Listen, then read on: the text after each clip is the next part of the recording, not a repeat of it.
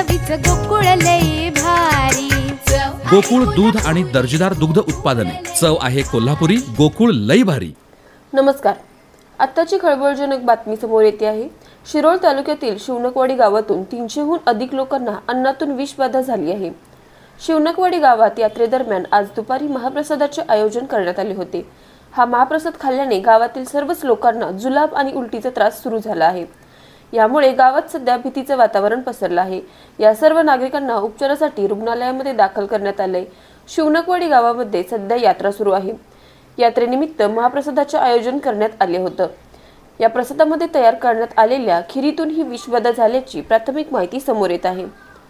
RK news प्रतिनिधी शिरोळ। धन्यवाद। आ आ आई yes ब ब बदक क क कणीदार, ख ख खमंग, ग ग गोकुळ तू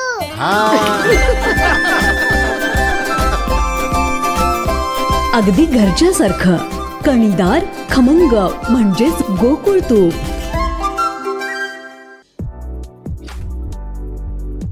ताज्या घडामोडींसाठी आरके न्यूजच्या YouTube चॅनेलला सबस्क्राईब करा आणि बेल आयकॉनला क्लिक करायला विसरू नका।